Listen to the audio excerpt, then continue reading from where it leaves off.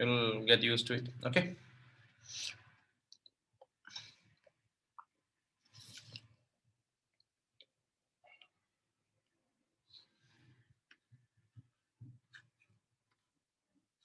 मतलब यहाँ पर तो सिर्फ मैं एक सरफेस में ही फ्रिक्शन लगा रहा हूँ, और एक टाइप है जहां पर दो सरफेस में यहाँ भी फ्रिक्शन लगता है, यहाँ भी फ्रिक्शन लगता है, वो हम लोग बाद में करेंगे। पहले तो ये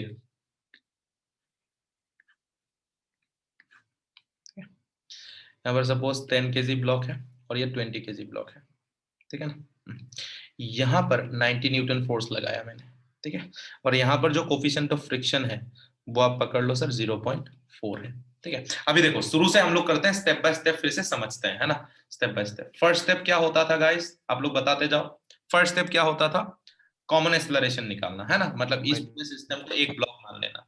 तो इस पूरे सिस्टम को अगर मैं एक ब्लॉक मान लूं तो कितना हो जाएगा, 10 kg plus 20 kg, that would be 30 kg, right. तो इस पे 30 kg पे लगने वाला फोर्स 90 न्यूटन है। तो सेकंड स्टेप होता था कंबाइंड एक्सेलरेशन निकालना। कंबाइंड एक्सेलरेशन क्या होता है सर, F = ma। तो F कितना है 90 = 30 × a, तो ये हो गया 033। तो एक्सेलरेशन का वैल्यू आया 3 मीटर/सेकंड स्क्वायर। सही है क्या, ये हो गया combined acceleration. Have you understood all of you, समझ में आया? ओके, अभी देखना सर। Yes sir. अभी देख, अभी F कितना लगेगा इस सरफेस पे, इस सरफेस पे F कितना लगेगा सर, डेफिनेटली इस डायरेक्शन में लगेगा F। वो F कितना होगा, F max should be equal to ma max, सही है। तो F का वैल्यू कितना होगा, सॉरी ma max नहीं, मैं पहले फ्रिक्शन का वैल्यू कैलकुलेट कर लेता हूँ। हाँ ये जरूर, ये इक्वेशन सही है, but before that I have to calculate the value of friction also. तो फ्रिक्शन का वैल्यू कितना है, mu into N. F max का वैल्यू होता है न्यू इनटू एन। न्यू कितना है 0.4। नॉर्मल रिएक्शन कितना है, यहाँ पर लगने वाला नॉर्मल रिएक्शन कितना है 10 kg का, डेफिनेटली सर mg, ये नॉर्मल रिएक्शन। नॉर्मल रिएक्शन का वैल्यू कितना आया 10 × g, सही है, अंडरस्टूड, समझ में आ रहा है, समझ में आ रहा है कि नहीं। 10 × 10, यस। तो दिस गॉट कैंसल्ड आउट, ये आया आपका 40। तो F max का वैल्यू आ गया 40, तो यहाँ पुट करो 40, मास कितना है 10 है, 10 × a max, तो यहाँ से a max का वैल्यू निकल के आया सर 4 मीटर/सेकंड स्क्वायर। अभी देखो सर, यहां पर a max is greater than AC, अरे है कि नहीं, है कि नहीं गाइस, हेलो। Yes sir. अगर a max is greater than AC, condition क्या बताता है, दे विल मूव टुगेदर और they will move with different velocities, together different नहीं, a max is greater than AC, together a max is greater than AC मतलब they will move together under, एक साथ move हाँ they will move together. अगर AC is greater than a max तब they will move, they will have different velocities. Antaripa, Yes, have you sir. understood? Did you write the, I mean, opposite statements? Hello, hello. नहीं sir, इतना लिख लो। हाँ okay, सही है ना, अभी अभी सही बैठा, यस सर। Okay okay. ये क्वेश्चन मेरे को कर दो गाइस।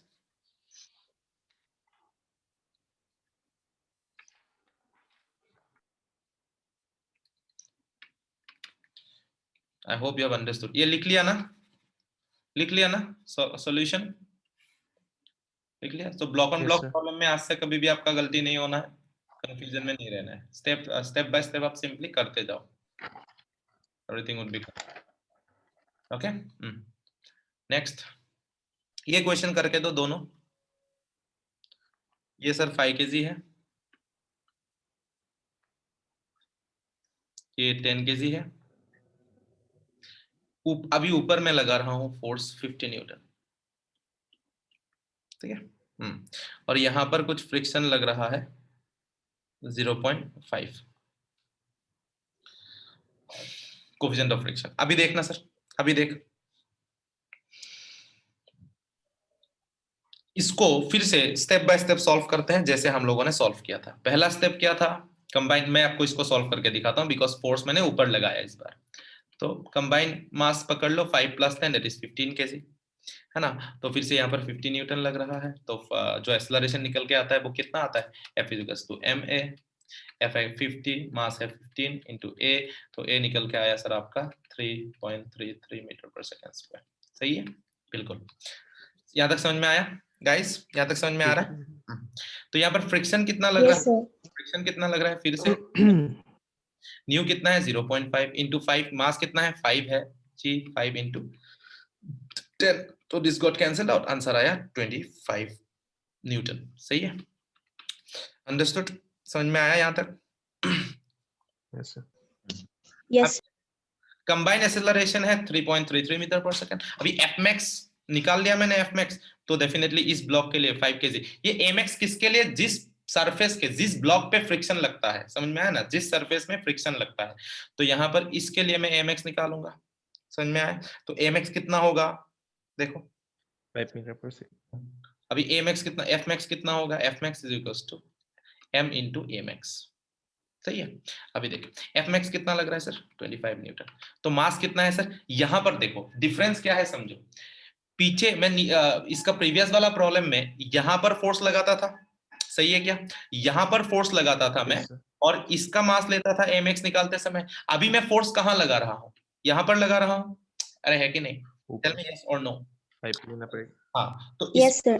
यहाँ पर Yes. लगा रहा हूं, तो फ्रिक्शन इस सरफेस पे इस तरफ फ्रिक्शन लगाएगा, नीचे वाला सरफेस पे इस तरफ फ्रिक्शन लगाएगा, और ये ऊपर वाला जो है इस सरफेस पे पीछे पीछे की तरफ फ्रिक्शन लगाएगा, इक्वल एंड ऑपोजिट। सही है क्या?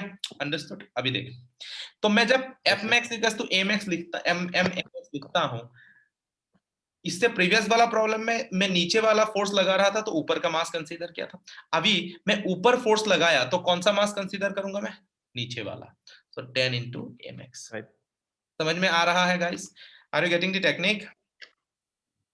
आ रहा है कि नहीं guys? Yes, sir. All of you, are you getting me? Yes, sir. Yes, sir. तो यहाँ पर कितना आ गया? Yes, sir. इसका वैल्यू कितना आ गया? 5 ये 5 2 5/2, that is 2.5 metre per second square.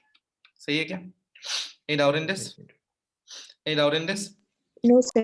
अभी देख कौन सा वाला बड़ा है सर? एमएक्स इज ग्रेटर और AC is greater? Combined force.